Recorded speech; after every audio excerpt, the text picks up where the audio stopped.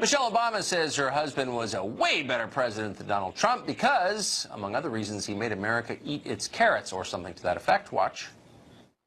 The 8 years that Barack was president, it was sort of like having the good parent at home, the one that told you to eat your carrots and go to bed on time. And now perhaps we have the other parent. Maybe it feels fun to some for now because we can eat candy all day and, stay up late and not follow the rules. Dan Bongino joins us to assess the sanctimony on parade. So they brought interest rates down to zero, shafting middle-class savers because it was easier. Was that an example of eating your carrots? Yeah, the massive quantitative easing program that enriches investors and people with assets and decimates working-class families. Yeah, terrific, Tucker. You know what's really offensive, I mean really grotesquely offensive about that statement? Follow the rules, insinuating what? That Barack Obama was a rule follower? Let me tell you something. In my history with the Secret Service and international security for 12 years, you know what one of the rules was, Tucker?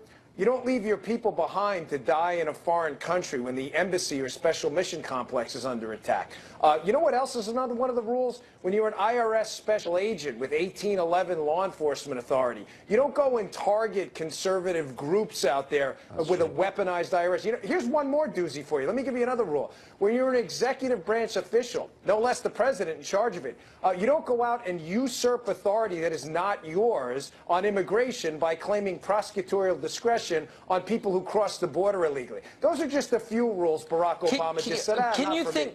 So the idea is, we were brave and we told the truth even when it was unpopular. Can you think of a single example, and I can, I watched carefully for 8 years, where Obama or his wife said anything that would be unpopular in Williamsburg, Brooklyn, or Washington, D.C., or Los Angeles? I mean, they seem to just read from the script of their friends. Did they ever challenge conventional wisdom on anything? No. To be fair, let me do one. There was one time I heard him give a speech about Vietnam veterans, and I thought it was a good speech. And he basically gave no safe harbor to people who had attacked our Vietnam veterans. The Democrat Party had, and that was, but other than that, Tucker, he was a fake on taxes. He was awful on health care. He expanded the administrative state. He invented a bunch of presidential authority he didn't have. And I say with no reservations, he was the worst president in my lifetime. I'm 43 years old. Absolutely no doubt about that on any metric. I wonder if he invited Al Sharpton over to the White House 70-odd times as a policy advisor. I wonder if he and his wife ever think, we left this country so desperate and unhappy that they elected Donald Trump to succeed us. I wonder, that's like kind of an obvious conclusion. Has it ever occurred to them? No. And Tucker, what's even worse about the Obama presidency, the constituencies he claimed to be a champion of, the poor, the working man, black people in middle income and lower income communities in the inner cities, were left far worse off by Barack Obama. Tucker, income inequality got worse under the Barack Obama era. Black unemployment, inner cities, we saw rioting in inner cities. Black unemployment was through the roof. These were the groups he claimed to want to defend. No, he left just about everybody worse off. Racial discord in the United States by just about every available measure got worse. That's the legacy of the Obama Well, when Al presidency. Sharpton's your policy advisor, that tends to happen. I always forget, and my producer just reminded me in my ear, that you protected President Obama. I mean, you were on his detail. I've seen pictures of it. How do you feel? I mean, I don't even know what to ask you. What do you remember about that? Or what does her quote evoke in you? The worst part about it for me personally is he was a nice guy to me personally, and I know you feel it's not personal to me. Politics isn't. This is the business of running the country, and so was his wife. They were always very pleasant to be around. They never gave us a hard time, and he was a gentleman. But you know what? A lot of people are gentlemen, and that's great. But that doesn't make you an effective president of the United States, Tucker. He hurt my wallet. He hurt my health care. He hurt my business, and that's why I left. I couldn't take it. He hurt the country. But I'm still glad he was nice. That actually does count to me. Dan, thank you for that. As always, great to see you. That's it for us. Tune in every night at 8 to the show that's a sworn enemy of lying, pomposity, smugness, and groupthink. Good night from Washington. I bet Sean Hannity has a fantastic...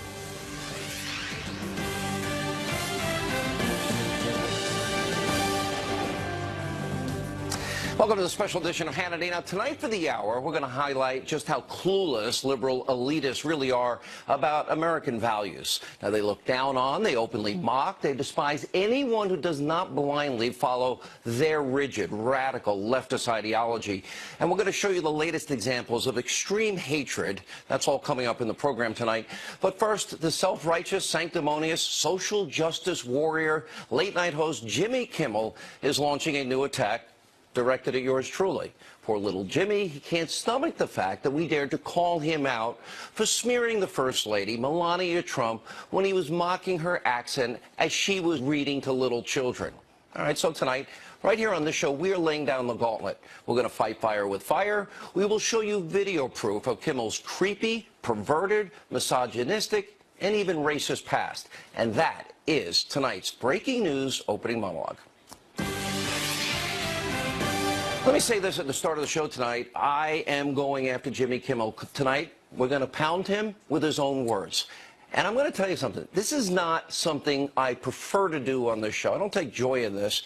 But I have just had it with the utter hypocrisy, the unrelenting attacks against not only a sitting president, but his wife and his daughter and his 11-year-old son, the First Lady of the United States. Really? This never ends. It needs to end. This is not about politics. This isn't Republican, Democrat, conservative, liberal. It's way bigger than Sean Hannity or Jimmy Kimmel.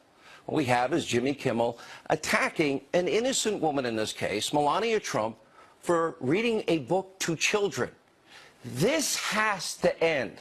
So tonight we're throwing down the gauntlet on this show because I'm not going to sit here and look at smears against innocent people who are just trying to serve their country and teach children and make the world a better place. And to be clear, I'm not in the business of silencing Kimmel. I don't want Jimmy Kimmel boycotted. I don't like your show, but if you want to watch it, go watch it. And Jimmy, if you're half the man you pretend to be, all you really have to do is apologize to the First Lady. So here's where we're at tonight. Now, the self-anointed beacon of all things right, all things decent, all things humane in this world, Jimmy Kimmel is now taking shots at me. Now, the reason doesn't come as a surprise because Kimmel is upset because we called out his hypocrisy because he was viciously mocking Melania Trump's accent while she was reading to a bunch of kids. Now, keep in mind, English is not her first, second, third, fourth language. It's her fifth language. Take a look. I want to really thank the First Lady, Melania, who has done an incredible job. She worked so hard on this event, and so I want to thank you. Yeah. It's not a chance she did one thing to help set that up. She didn't die egg, she didn't feel bad. The only thing she's been working on is an escape tunnel. No White House Easter celebration would be complete without story time from our First Lady. Never stop exploring, because life would be boring. Be clever and curious, just like a cat. Ask lots of questions about this and that. About this and that. Guillermo, you realize what this means? You could be First Lady of the United States. Pathetic and petty, and it needs to stop. Now, imagine if a conservative said any of this. Liberals, they'd be foaming at the mouth, feigning their moral outrage. Now, like most bullies, Jimmy Kimmel is thin-skinned. Make one joke about the guy, and he loses his mind for 5 minutes on his show, and he has been freaking out all day. So in response to all of that and this disgusting display, well, I called Jimmy Kimmel a despicable disgrace. And, of course, that set the holier-than-thou Hollywood elitist off. Take a look. I open my computer and find out I'm at war with Sean Hannity and Fox News. For 8 years while Obama was president, he was unable to get an erection. For 8 years, not one erection. Now that Trump is president, here's the twist. Sean Hannity is unable to have anything but an erection, okay? He's had an erection since November of 2016, and it's driving him mad. He's lost his mind. No, my mind's right here. A couple of things. Number one, Jimmy Kimmel, you're really creepy and perverted. And the video evidence that we're going to show you in just a few minutes will explain a lot about Jimmy Kimmel. Secondly, and this is important, Kimmel is just stealing a page from the fake news media and lying about what I said about Roy Moore. All Jimmy had to do was a little research, and he would find out that I was the one that repeatedly pressed Roy Moore over and over again for an hour on my radio show about multiple allegations against him. And I forced Roy Moore to respond. And by the way, his response didn't help him. So, Jimmy, you want to attack me, you go right ahead, but facts actually matter. Now, last night, Jimmy also tweeted a vulgar, obscene, mock photo of me that was so creepy and perverted, even by Jimmy's standards, that he had to take it down. Here's the thing about this sanctimonious bully. He doesn't just go after people like me who highlight his hypocrisy. I'm fine with that. He routinely bashes, nonstop, all Republicans, even the First Lady, really, of the United States of America. I don't care that you're a liberal, Jimmy. I know that, oh, you kissed Obama's ass and so on and so forth. That's fine. Keep in mind, this is a guy who preaches from his high horse night after night after night about just how righteous and just he really is. Take a look. I even thought, hey, maybe we won't talk about Donald Trump much tonight. And then he opened his mouth and all manner of stupid came out. I feel like I can say this with reasonable certainty. The president is completely unhinged. The wheels are off the wagon and hurtling towards the moon right now. So you don't mind if Republicans turn off your show? They're not watching anymore? I don't say I don't mind. I mean, I'd love for everyone. I want everyone with a television to watch the show. But if they're so turned off by my opinion on health care and gun violence, then I don't know. I probably won't want to have a conversation with them anyway. Good riddance? Well, not good riddance, but riddance. Pretty laughable because Jimmy's constantly trying to be everybody's moral arbiter. Now, you're on video, Jimmy, doing it nonstop. It's so easily accessible. This is too easy, so quit pretending. And really, good riddance or riddance to conservatives watching your show? Are you that hateful, that arrogant to just dismiss half the country? Here's an idea. Why don't you focus on trying to be funny instead of pushing liberal talking points that you get from Chuck Schumer? And now for Kimmel's creepy past. We didn't need a team of 100 staffers and writers like Jimmy has to scour the internet for us. Well, Kimmel actually makes it too easy. All you have to do is a quick Google search, and you find all kinds of videos that I'm sure a lot of people will think Jimmy Kimmel's kind of creepy and perverted. Now, before we show them to you, now we get that Jimmy Kimmel is trying to be a comedian. He's in last place in late night. But for him to sit there night after night after night, lecture America about what is right, what is wrong about America, having done the things that he's done, yeah, that's the height of hypocrisy. And as we'll show you, Kimmel is a pretty sick, twisted, creepy, perverted weirdo, which is why I now call him Harvey Weinstein Jr. For example, here's Disney's Jimmy Kimmel asking random women on the street to guess what's in his pants and to touch it and put their mouth on it. Watch. This game show is called Guess What's in My Pants. Now, I've stuffed something in my pants, and you're allowed to feel around on the outside of the pants. You have 10 seconds to then guess what is in my pants. You ready? Set. Go. It looks like... You should use two hands. Two hands. You're going to make a fine wife. You've done this before, haven't you? All right.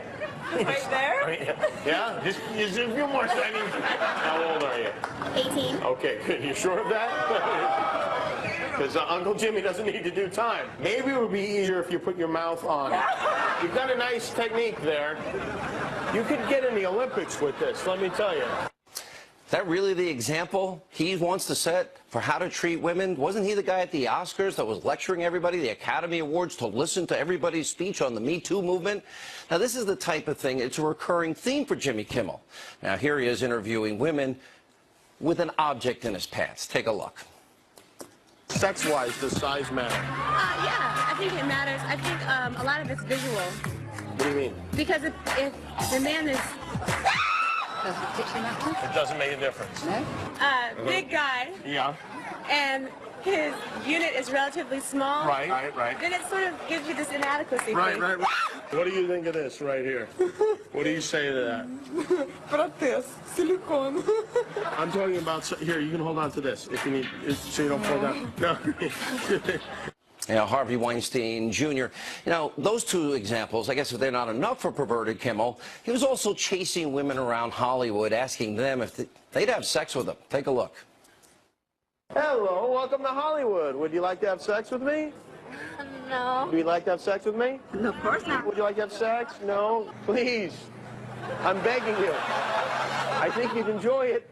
Wouldn't it be delightful if we had sex? Hi. Want to have sex? No. Excuse me, ladies. Would you like to have sex with me? No. Doing well today? Yeah. Would you like to have some sex? Yeah, would you like to have sex? All right then, thank you. Those Disney, ABC, Jimmy Kimmel, you proud of this as you look at it? You still think it's funny? Maybe in some of these instances you may want to apologize in light of the Me Too movement that you've been pushing. Now, Jimmy also thought it was in good taste to ask people on the street. He could see their underwear. I'm not making this up. Take a look. What do people wear on their most private of parts? Sure, we've seen the catalogs, we've seen the supermodels and G-strings, but what do real people wear under there? I have flat on. There's my underwear. That's real nice. Oh, look at that. Let's get you out of those pants, honey. What do you say? What exactly do you have to see? Whatever you got to show us, we'll have a look at it. There'll be no zooming in. Flash really quick? Yeah, that'd be good. Are you crazy? It'll go by so fast, nobody will even notice. Asking the question, may I see your underwear, and getting a big yes on both sides. I'm Jimmy Kimmel, and good night, everyone. All right, so Harvey Jr., well, it doesn't stop there. Pay close attention to what he's asking a soon-to-be bride on her bachelorette party. Take a look.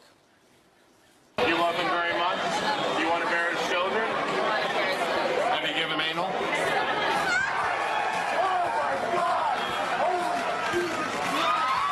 It's a gentle thrusting action like this. Right. Now, he obviously has a fixation on that in that department. Now, this obscene behavior, it doesn't just stop only for women. Watch what he did to a statue at Snoop Dogg's house. I wasn't invited.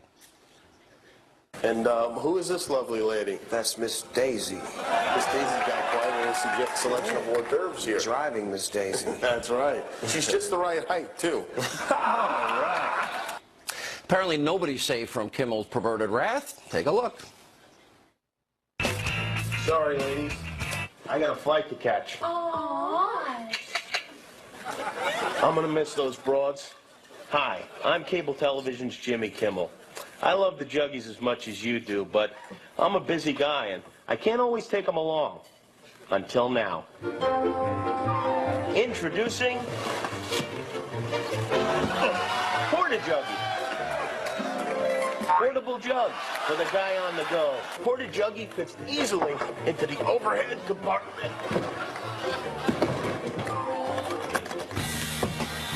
See you in Miami.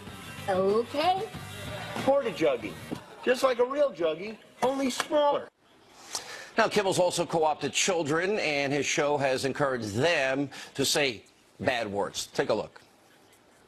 In the interest of science, we sent a camera out onto Hollywood Boulevard today. We asked a bunch of kids to list all the bad words they know. Now, do you know any naughty words? Naughty words? Yes. Naughty words? Tell me some naughty words. No. No? I know ass. I know, bitch. I think I know dumb and let me think.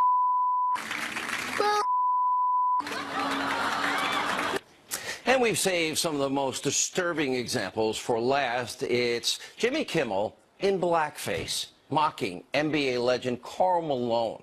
What's this? Hello, everybody out there, TV Town. This is Karl Malone of the Utah Jazz, here to tell you about Karl Malone home state, Louisiana. Sometime at night, Karl Malone look up in sky and say, what the hell going on up there? Do UFO live on other planet, phoning home like E.T.? Karl Malone read on TV about white people getting deducted by alien. Now, Karl Malone never seen no flying saucer himself, but if he do, that's going to be a spooky time. Jimmy was on Twitter all day defending all of this. Apparently doesn't regret doing any of this, not embarrassed by any of this. So let me say one other thing. Jimmy is not the only hypocrite in Hollywood. The place has been ground zero for sexual abuse, mistreatment for women for decades, and probably still is for all we know. Here's what's so disturbing, is that everyone in Hollywood, whether they admit it or not, they know about the infamous casting couch. They all knew what was going on, and they did nothing to stop it for years. And instead, Hollywood embraced pedophiles. Remember, director Roman Polanski? Remember, he was accused of raping a 13-year-old back in 1977 after he gave the 13-year-old champagne and Quaaludes. At the time, Polanski was 43 years old. Now, he was eventually charged with 6 felony counts, but he fled to Europe before he was actually sentenced and put in jail where he belongs. Now, you would think after all that, Hollywood would be completely in the position to disown, renounce Polanski. Not only did it not happen, here's what did happen. In 2003, Polanski won an Oscar for Best Director. Now, the celebrity-filled audience at the Oscars, they erupt in applause, even though Polanski couldn't attend because he's avoiding authorities here in the United States. Watch Hollywood's reaction to the pedophile rapist. Roman Polanski, for the pianist.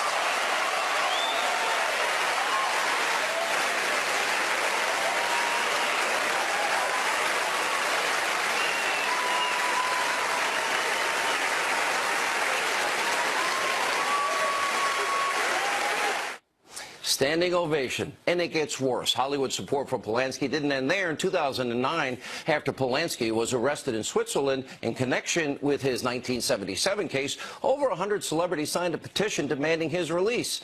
So, Jimmy, I guess you're in good company. Just like the rest of your buddies out there in liberal Hollywood, you're just obnoxious, sanctimonious, and you bully the First Lady of the United States. Or like I'd like to say, you're just an ass clown. Game on, Jimmy. Keep going.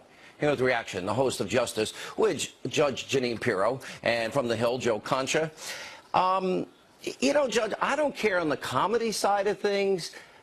This has crossed a line. And I'm laying down this gauntlet tonight because I'm a little tired of picking on innocent women reading to children and picking on kids that other people have done here and the sanctimony that comes out of people. You know, Sean, the hatred that is coming from the left is actually shocking. I mean, I have gotten the hypocrisy of Hollywood for years, as have you. These people are in a den of iniquity, and for them to turn around and look at our First Lady, make fun of her accent, is really the lowest of the low, and I applaud you for doing this. These people are haters, Let me tell you, Judge, and they are not to me. be tolerated, and America will reject them in the next election. Judge, I'm throwing down the gauntlet. I'm not going to stop.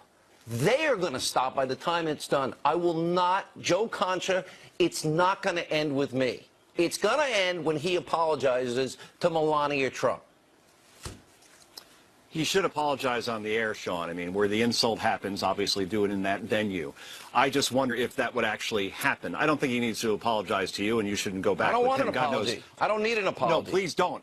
Please don't, because I find this insanely entertaining, the feud between you two. Make it like the Cuban Missile Crisis. Like, have it go on for 13 days, that's fine. But as far as the First Lady's concerned, you know, Jimmy Kimmel's now in his 50s, and he's taking cheap shots at women who can't defend themselves. And people say, well, of course you can. No, she's not going to, the First Lady isn't going to dignify this with the response. So I think in the end, he probably won't apologize because he'll see it as a capitulation to you, and therefore he's not going to do what should be the right thing here. It's not, Judge, it's not about me. It's not about liberal, conservative, Republican. It's not. It's about, in this case, basic, simple human decency. That's what this is about. Decency and respect. But look at the person you're talking about. He will not go after Harvey Weinstein, who was a sexual predator who I have no doubt will be indicted very late to the for game, yes. rape. But he's happy to go after a woman who was the First Lady of the United States. If anyone went after Michelle Obama to make fun of the way she talked or the way she looked, the way they do in Hollywood, we would all be racist and they would be looking to assault us, which is what they're doing anyway. These people are not what America is about. And America will reject them, Sean. Yeah, and you know what? It's the bully aspect of it. The judge is right, Joe. the First Lady can't fight back here. And take it on a woman, and then the sanctimony and the lectures we get from him and the self-righteousness on top of it. But it's not just Melania, it's also Barron Trump, it's Ivanka Trump, it's the daughter-in-laws of the president. Keep your criticism in a box, or I think that, for me, this is it. I'll just stay on this, and I'll roll tape of Jimmy Kimmel every night for the rest of my career. Right. Going after the First Lady, let's put it this way. She had a 17-point jump in Gallup as far as favorability from when the president took office till the end of last year. She's more popular than most politicians. Most First Ladies are. But in the end, Jimmy Kimmel should debate this with you on his show, and you should have him on your show, and you guys should have it out there instead of on Twitter. That's what I would like to see. I bet you would, but I have higher ratings. He has to come to New York. Yeah, but Sean, real fast, I wonder how many of the women in that show he did were sexually harassed. Somebody ought to interview them. That's a good question. All right, when we come back, the hate for the president continues. Former First Lady Michelle Obama, she's now taking shots at the president as we continue the special edition of Hannity. All right, people on the left, Hollywood elites, they continue to show just how out of touch with reality they really are. Now, on the latest installment of David Letterman's Netflix show, Obama's buddy, Jay-Z, he said that Trump has brought out the ugly side of America. And even Dave, he couldn't resist taking a shot at the president. Shocking. Take a look. He's bringing out an ugly side of America that we wanted to believe was gone. And it's still here, and we still got to deal with it. We have to have the conversation. We have to have tough conversation. We have to talk about the N-word, and we have to talk about why white men are so privileged in this country. I completely agree. We don't need any more evidence. I mean, is he a racist? Is he not a racist? I'm telling you, you're having a debate over whether a guy's a racist. Chances are that guy's a racist. All right, former First Lady Michelle Obama, she took her own nasty swipe at the president yesterday. Take a look. I always sort of felt like the 8 years that Barack was president, it was sort of like having the good parent at home, you know, the responsible parent, the one that told you to eat your carrots and go to bed on time. And now perhaps we have the other parent in the house. And we thought it'd feel fun. Maybe it feels fun to some for now because we can eat candy all day and, you know, stay up late and not follow the rules. What happened to they go low, we go high? Just words. And also this week, Democratic Senator Kamala Harris, she made a very inappropriate joke at the president's expense while on the show Ellen. Take a look. If you had to be stuck in an elevator with either President Trump, Mike Pence, or Jeff Sessions, who would it be? Does one of us have to come out alive?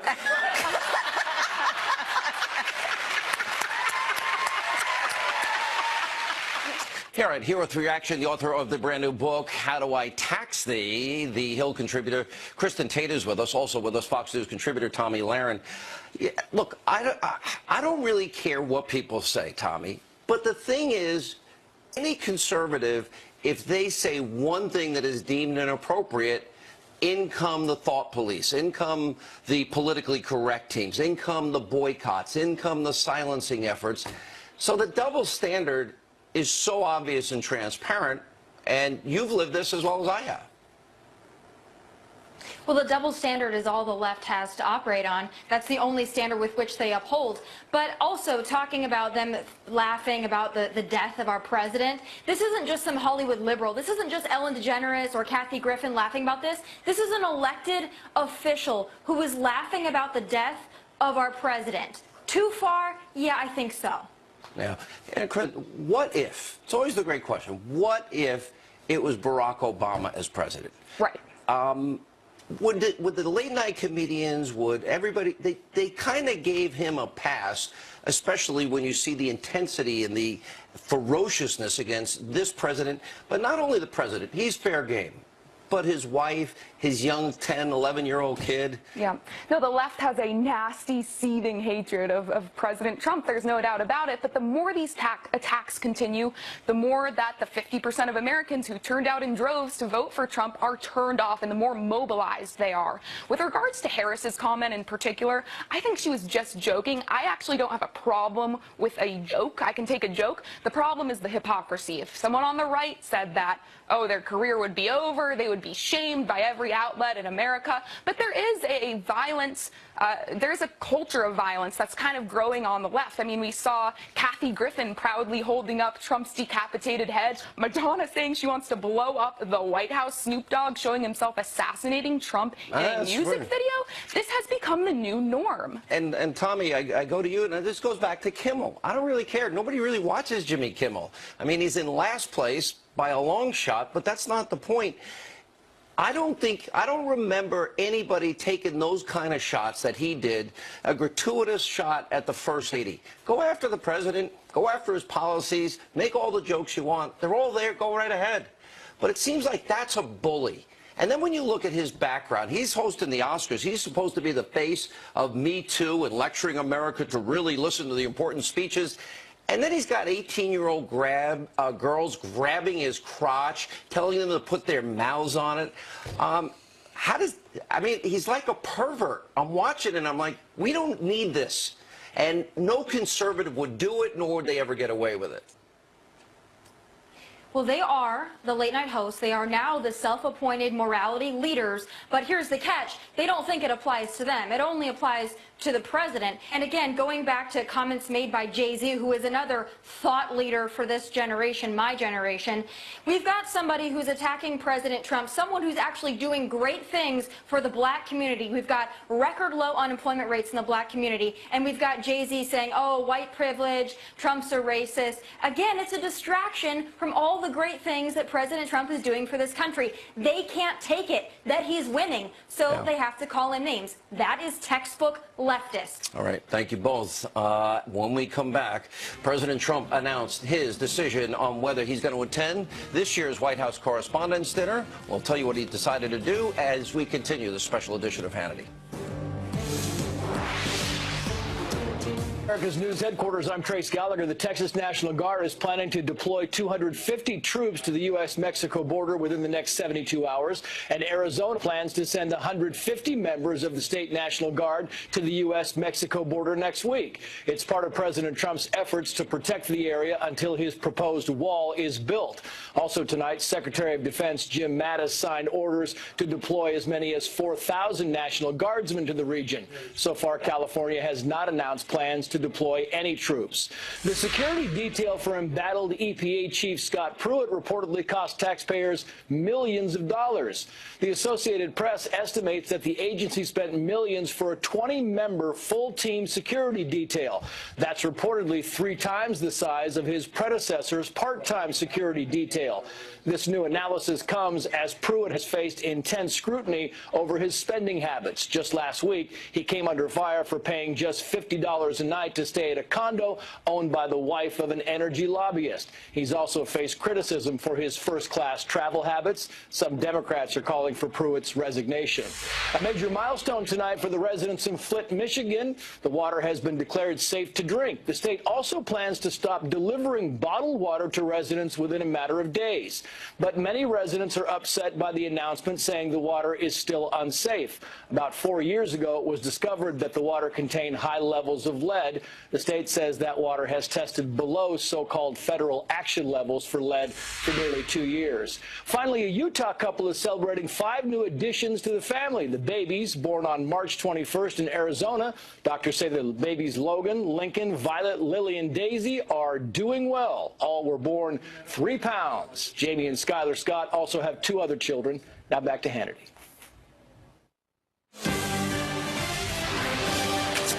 All right, as we continue the special edition of Hannity, mainstream media spinning out of control all week, forcing President Trump to correct the record on Twitter, writing, quote, "Do you believe that the fake news media is pushing hard on a story that I'm going to replace the Attorney General Jeff Sessions with EPA Chief Scott Pruitt, who is doing a great job but is totally under siege? Do people really believe the stuff? So much of the media is dishonest and corrupt." Now, this morning, the White House Correspondents Association announced President Trump is not going to be attending their annual dinner. But is this a shock? After all, here's a small sampling of how the media in this country has covered this president in just the past few days. Take a look. Our president is a useful idiot, referred to, by the way, on Russian state media all the time as our president, meaning Russia's president. He is a useful idiot for Russia's aims at undermining our democratic institutions. You have to have credibility, and this White House doesn't have a lot of credibility because they've turned around on almost everything they've said in the past. He's as dismissive of truth as he is of ethics. It's, we go on and on and on. And I'm sad to say that it also can lead to the diminishment of democracy, if not its death. What I see happening here is the president is setting up the defense that Cohen was sort of his minister of disgruntled mistresses. Yeah, let's not talk about North Korea. Let's not talk about China, the denuclearization of the Korean Peninsula. Let's not talk about peace in the Middle East. No. Or the great economic news we've been getting for now almost a year. Here with reaction, former Obama economic advisor Austin Goolsbee, Fox News contributor, former White House press secretary Ari Fleischer, and former deputy assistant to the president, Fox News national security strategist Sebastian Gorka.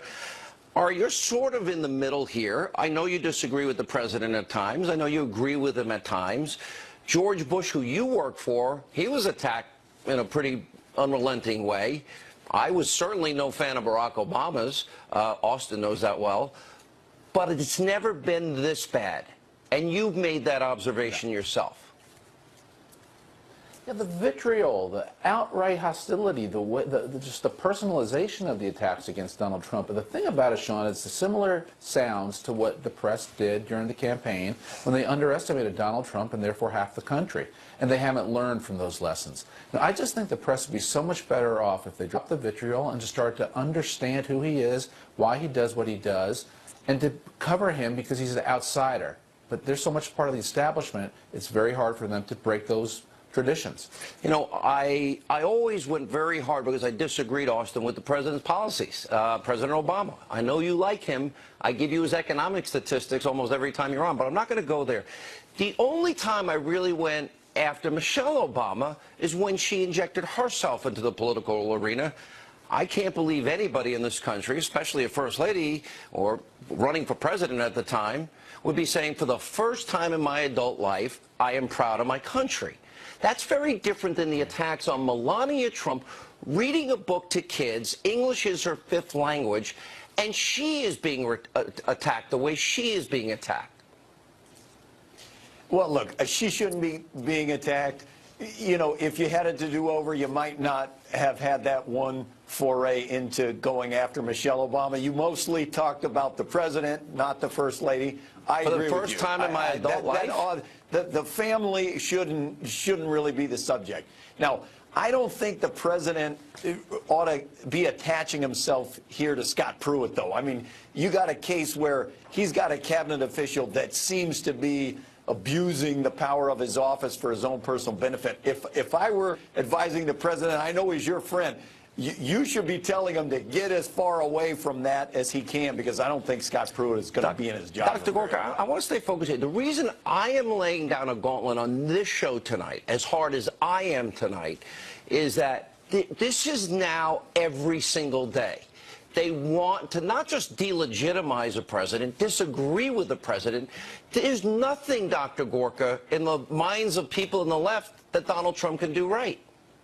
Absolutely not. You'd think they'd learned their lesson on the day of the election, Sean, when the whole left-wing media, without exception, said that Hillary Clinton will be the president. Instead of learning from just how wrong they got it, they doubled down. And we've now experienced a year and a half of persistent lying. When they go on national television and simply lie about the administration, about what they're doing. Look, Pew, the Pew polling company, is not exactly an arch-conservative polling company. When they say that the mainstream media has a 5% positive coverage of the president after the last year and a half, you know they've got a problem, but they refuse to address it, and that's why CNN is at the bottom. That's why Anderson Cooper is failing. That's why nobody laughs at, you know, Kimmel's jokes, and he's not even making the grade.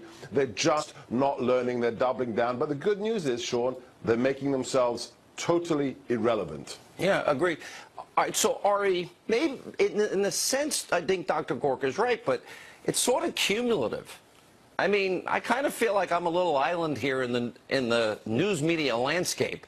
I'm not exactly in the majority in my opinions, but it's almost like nobody even wants to give this guy an opportunity. Nobody sees 3 million jobs being created as a good thing, or lowering taxes as a good thing, or securing the border even. I just don't understand. If you were Kate Steinle's mother or father, wouldn't you think that this is an important thing to do? Yeah, there is such a break in this country now between what is the definition of news if you're a conservative and the definition of news if you're a liberal. And liberal really does include so much of the mainstream media, and especially their top editors and producers who drive so much of this. But, you know, Sean, the bigger point here is I've heard reporters say so many times, if the Democrats complain about what we're doing and the Republicans complain, we must be doing something right. And I'm here to tell you that when all your customers are saying you're doing something wrong, then you're going out of business. And that's the problem with the press. They're becoming valid only to an increasingly small slice of America. And that slice reinforces what it thinks when they read these outlets, and they just can't stand Donald Trump. We all as a nation would be so much better off if the press just told the news, reported the facts straight down the middle. Good discussion tonight. We appreciate it. When we come back, Roseanne Barr, her success is sending shockwaves through the left. Now, this comes as yet another TV show takes a nasty swipe at Vice President Mike Pence and even his wife, Karen, as we continue on the special edition of Hannity.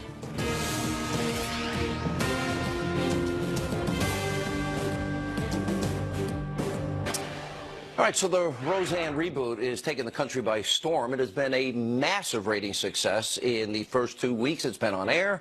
And by the way, it's rattling the left. Take a look. I should have tried to understand why you voted the crazy way that you did. And I should have understood that, you know, you want the government to give everybody free health care because you're a good-hearted person who can't do simple math. Well, people parent differently than they did in your day. Turns out a lot of what you did not work, and some of it was against the law. Yeah, it's against the law because your generation made everything so PC. Instead of spanking them, you tell them to go over there and think about what they did wrong. You know what they're thinking? I can't believe this loser isn't spanking me. All right, joining us now, author, attorney David Limbaugh, Fox News contributor Tammy Bruce. Good to see you both. Hi, guys. It's incredible. You have movies, you know, look at the movie by Mercy Me, I Can Only Imagine. Right. My movie did well. The movie Paul out this weekend. Roseanne's doing well. And you still get the cookie-cutter Hollywood formula. Yeah. What do you think? Yeah, look, I think that this is a time where Americans suddenly, I think perhaps because of President Trump, that Americans are feeling safer to be themselves. And they realize that they're not going to be told how to be or what they are or what to expect of themselves. They're tired of being dictated to. And I think that's a freeing for the American people. Now, Hollywood is a business, you know, television's a business. And if you want, they're finding out with Roseanne. I think this is surprising ABC, though. I think they thought that this was going to be a bone that they would throw to people. This is the same network that canceled Last Man Standing, which made no sense at the time. So I think this is a wake-up call. Whether or not they're willing to throw away their business in order, you know, for their business, for their political model, is another thing entirely. But this is a really good sign that Americans, we know what we want. We understand. They're choosing. They're choosing, and it's about the power of our consumerism, and it's showing we want to be entertained. We also want a little less politics, and you know, the episodes coming up are going to be maybe a little less political. political, but this is very exciting, and it's good for the American people. And if you want to succeed in television, I think you better start listening to everyone who doesn't live in Malibu or Manhattan. It's really well said. David Limbaugh, you live in the heartland.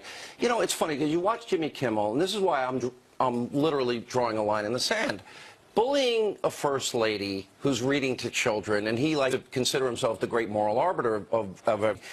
And I've had it with all of them, because as a group, you see never-ending attacks and never-ending hypocrisy here. And on this show, I will do it. I don't know many other people that are willing to take this on, but I'll take it on every night because it needs to be addressed.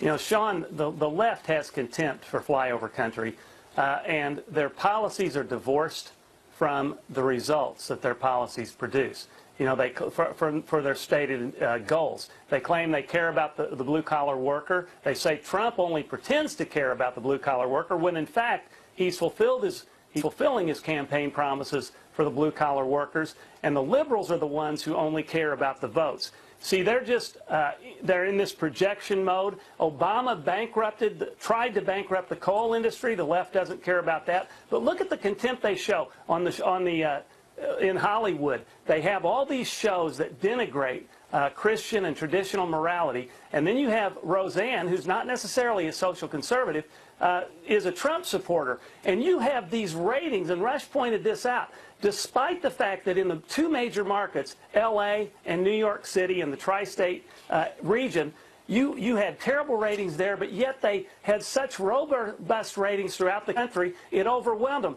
That's symbolic of what's going to happen in the next election, I believe. But there is an outpouring, an uprising among conservative people, just normal people, who reject this contempt that they have for us. David, I couldn't agree with you more. And here's, though, what the left is reacting to. The similarity, let's say, between a Roseanne, who's likely not a social conservative, people like me, and other conservatives, is that we're not conforming. We are not behaving, right? We are not accepting their narrative. That's the threat, especially when women do it. Especially when also it challenges their worldview that you have to look a certain way, you have to go to certain parties, you have to behave a certain way. People don't remember, you are the president of Now. I was. Back in the day. And indeed, a generation ago, 20 years, earlier this month, I became the president of the Independent Women's Voice Organization, a national conservative organization, but based on policy issues, not partisanship. And so my politics haven't changed. It's about personal freedom, dignity, being able to choose our future for ourselves, and being economically free. So these are the things that Roseanne cares about, that middle America cares about, and the left is terrified because personal freedom means that liberalism will not survive. Last word, David. What about the things Kimmel has, the tapes we just showed at the beginning of this program? What do you make of that? And under the banner of, I guess this is the new Disney. I'm no prude, but it's pretty disgusting when you consider the level of hypocrisy. The left claims to be outraged about Trump's alleged fidelity, and yet they promote this licentiousness all over their networks, which is what alienates most of America. And they continue to do it because liberalism is their religion. And to answer Tammy's question, I do think they place it above even the good dollar. Yeah. They want to promote their agenda so badly that they want to cram it down our throats. They are the ones who are hypocrites. They're the ones promoting sex. They don't care about infidelity. It's an excuse to go after Trump. That's all it is. All right. Thank you both for being with us. More of our special edition of Hannity right after this.